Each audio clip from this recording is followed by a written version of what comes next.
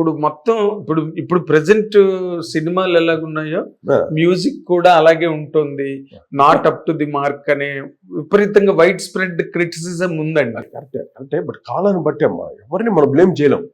ఇప్పుడు music డైరెక్టర్స్ని blame చేయలేం, director blame చేయలేం. ఎవరికి అనుకున్నట్టు ఆడు విజువల్ని బట్టి మ్యూజిక్ వస్తుంది, దాన్ని బట్టి వెళ్ళిపోతుంటాయి. కొత్తగా సౌండ్ కావాలి, కొత్త సౌండ్ చేయాలంటే మ్యూజిక్లు ఎక్కడ క్రియేట్ చేయగలం? ఏదో పిచ్చి పిచ్చిగా చేస్తే కొత్తగా అనిపిస్తుంది. ఒరిజినల్గా సితార్తోటి సితార్లా వాడకుండా దాని సితార్ని గిటార్లా వాడేవనుకో అది కొత్త సౌండ్, ఫ్లూట్ని సాక్సోఫోన్ లాగా వాడేవనుకో అది కొత్త సౌండ్. అలాగా ఇప్పుడున్న సాఫ్ట్వేర్స్లో టూ మెనీ ప్రాసెసింగ్స్ వచ్చేసింది, ఎన్ని రకాలుగా ప్రాసెస్ చేయొచ్చు, అది కొత్త సౌండ్ ఇస్తుంది. అదేలేండి. సో ఇలాగా ట్రెండ్స్ కీప్ ఆన్ మారుతూ వెళ్తూనే ఉంటుంది.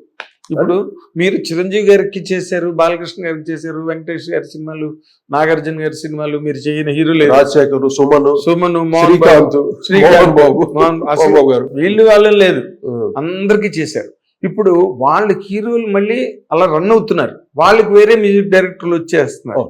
వాళ్ళకి మీ ఒక అనుభవజ్ఞుడిగా గనక మీరు విని ఒకసారి ఎప్పుడైనా 5 నిమిషాలు కూర్చొని ఆలోచించుకుంటున్నప్పుడు ఈ హీరోలకి ఇప్పుడున్న సంగీత దర్శకుల ద్వారా సరైన న్యాయం జరుగుతుందని మీకు అనిపిస్తుందా సార్? బ్రహ్మాండంగా జరుగుతుందిగా. ప్రతి పాటు చక్రీ చేశాడు బాలకృష్ణ గారికి. చక్రీ చాలా అప్పట్లో అంత పెద్ద సినిమాలు చేయలేదు ఆయన, బాలకృష్ణ చేసి సూపర్ హిట్ ఇచ్చాడు ఆయన. అలాగా తమన్ను, దేవిశ్రీ ప్రసాద్, వీళ్ళంతా అప్కమింగ్ కంపోజర్స్ ఆల్మోస్ట్ మా దృష్టికి. ఎటువంటి సూపర్ హిట్స్ ఇచ్చారుగా. అదంతా ఎక్కడ ఆగదమ్మా. మా పీరియడ్ అది, మా ఎరా మేము కొట్టిందంతా సూపర్ హిట్లు అంతే. అలా ఇప్పుడు వీళ్ళు వచ్చే వాళ్ళ ఎరా వాళ్ళు కొట్టినంత సూపర్ హిట్ అవుతుందిగా. కరెక్ట్. అంటే మీరు కంప్లీట్ గా మీరు ఇందాక అన్నట్టుగా డబ్బులు ఇచ్చిన వైపున వర్క్ ఉంటే చాలా అదే డబ్బు కింద ఫీల్ అయిన మనిషి అలా చేసిన ఇద్దరు, రాజు గారు కానీ మీరు కానీ, మీకు తెలుసు, నాకు పర్సనల్ గా తెలుసు.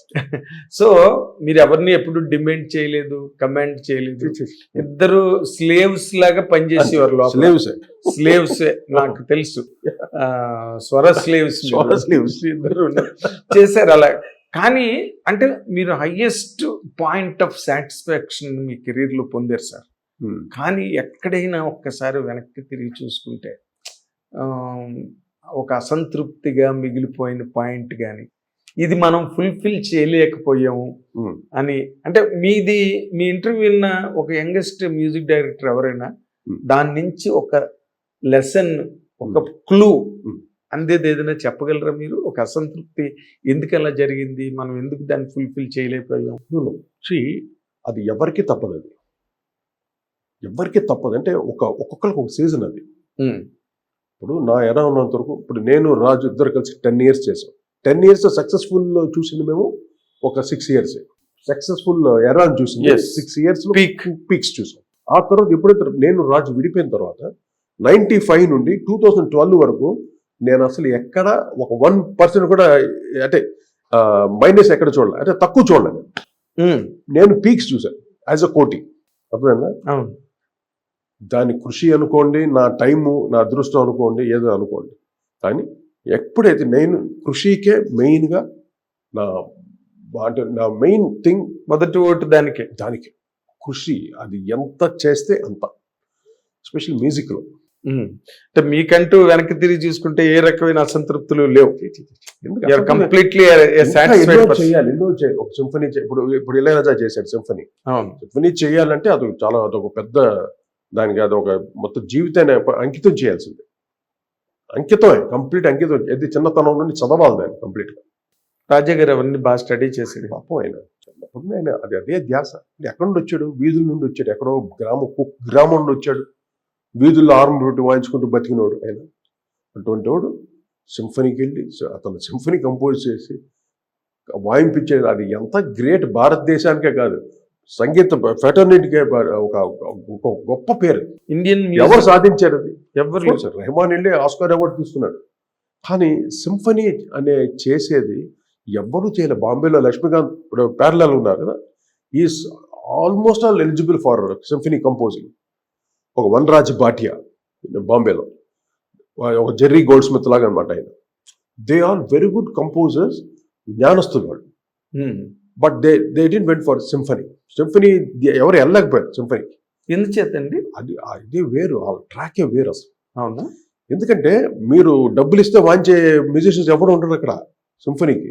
ఓకే. మీరు రాసిన నొటేషన్ని ఒక 10 మందో 12 మందో మొత్తం దాన్ని చూసి ఏంటంటే థియరిటికల్గా ఎట్టుంది, దీని రేంజెస్ ఎలాగ ఉన్నాయి సర్టిఫై చేస్తున్నా కానీ ఆర్కెస్ట్రా ఫస్ట్ వాంచరు దాన్ని. అమ్మా.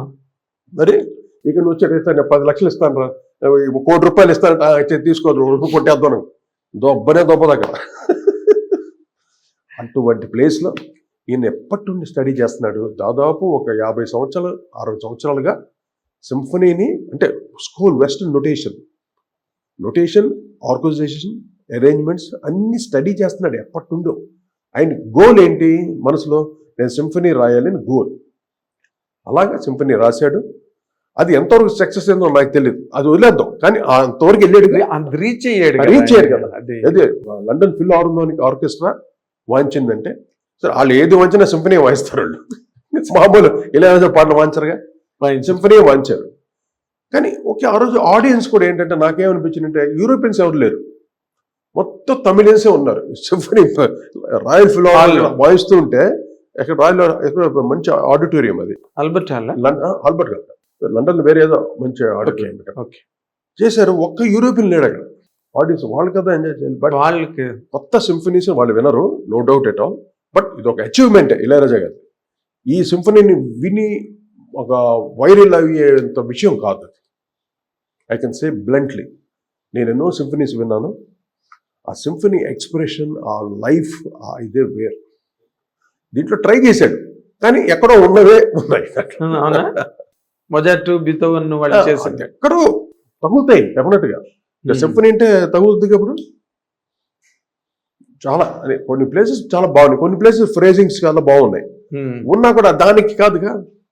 ఒక సింఫనీ అంటే బీథోవెన్ మొదటప్పుడు ఎక్కడికైనా ఒపేరాస్లో మీరు స్విట్జర్లాండ్, జెనీవా, లండన్ కానీ యూరోప్లో ఎక్కడ చూసినా సింఫనీ అండ్ ఓపెరా మ్యూజిక్. అక్కడ రాక్ మ్యూజిక్ అసలు అలౌ చేయరు అక్కడ. ఎస్, అదంతా కరోనా కొడుకులు బాదుకుంటుంటారు ఒక సైడ్లో. బట్ సింఫనీ అనేది, ఒపెరా అనేది చాలా లైవ్లీగా ఉంటుంది. ఆ అరేంజ్మెంట్స్ కానీ, ఆ సౌండింగ్ కానీ ఎంత బాగా ఎంజాయ్ చేస్తారండి వాళ్ళు అసలు మ్యూజిక్ని. హెల్తీగా ఉంటారు ఆ మ్యూజిక్ ఎంజాయ్ చేస్తారు. So you are not fully happy with Ilaiyaraaja symphony? నాకైతే అంతగా అనిపించలేదు, అంటే మేము చాలా విన్నాం కాబట్టి. కానీ అటెంప్ట్ బట్టి గ్రేట్. ఎవరు రాయలేదు ఇంతవరకు సింఫనీ రాసి సింఫనీ ఆర్కెస్ట్రా వాయించలేదండి ఎవరు భారతదేశంలో. అది గ్రేట్ కదా, అదొక్కటే. అంతే, అదే చెప్తున్నాను, అది great Ilaiyaraaja. No, take the same one.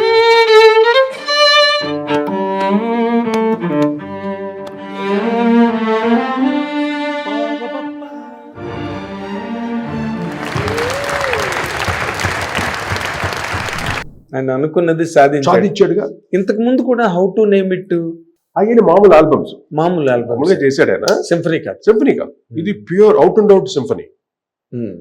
Symphony సామాన్య విషయం కాదు, న్యూ ఎనదర్ వరల్డ్ కదండి సింఫనీ. ఆ రేంజ్కి వెళ్ళాడంటే ఇంకా మ్యూజిక్ లో ఈజ్ అల్టిమేట్ గోల్ అనమాట. ఇంకంతే, ఎవరెస్ట్ మీద ఉన్నట్టే. సింఫనీ రాసినాడు, ఇంకా వేరే మ్యూజిక్ చేయలేడు ఇంకా అతను. అంతేనా? ఇంకా సినిమా మ్యూజిక్ మేబీ ఆయనలో ఆ టాలెంట్ ఉంటుంది, మహానుభావుడు అయినా మేబీ ఉండొచ్చు. కానీ మనం సింఫనీ చేసిన తర్వాత ఇంకా దాని మీదే తిరుగుతుంటుంది, ఇంకా పైన ఎక్కడికి వెళ్దాం, పైకి వెళ్దాం. ఆ ట్రాక్ వేరు, అంతే. అవునండి. హిట్ టీవీ యాప్, ఇందులో short news, live news, entertainment shows, movies, digital magazines తో పాటు మీ జిల్లా వార్తలను కూడా ఫ్రీగా చూడొచ్చు. అంతేకాదు, కేజీ నుంచి పీజీ వరకు విద్యార్థులకు స్కాలర్షిప్ కూడా అందిస్తున్నాం. ప్రతి వారం 10 మందికి లక్కీ డ్రా ద్వారా ఒక్కొక్కరికి 10,000 రూపాయలు అందిస్తున్నాం. ఇంకెందుకు ఆలస్యం, వెంటనే హిట్ టీవీ యాప్ ని డౌన్లోడ్ చేసుకుని ఫ్రీగా ఎంటర్టైన్మెంట్ పొందండి. Hit TV app. Hit TV app. Please download hit TV app. Hit TV యాప్ని ఫ్రీగా డౌన్లోడ్ చేసుకొని ఎంజాయ్ చేయండి. మీకు నచ్చిన ఎంటర్టైన్మెంట్ కోసం హిట్ టీవీ యాప్ ని ఫ్రీగా డౌన్లోడ్ చేసుకుని ఎంజాయ్ చేయండి. హిట్ టీవీ యాప్ని డౌన్లోడ్ చేసుకుని ఆస్వాదించండి, ఆశీర్వదించండి. ఇంతమంది సెలబ్రిటీలు హిట్ టీవీ యాప్ ని డౌన్లోడ్ చేసుకోండి అని చెప్తున్నారంటే ఎంత మంచి యాప్ ఆలోచించండి. అమెరికా అమెరికా అమెరికా అమెరికాలో చదవాలనుకునే వాళ్ళకి విశ్వసనీయమైన పేరు మన శౌర్య కన్సల్టెన్సీ. UK లో 1 year masters. UK లో 1 year masters. 2 years work permit up to 5 years visa. Contact Saurya Consultancy. Contact 89851 89851.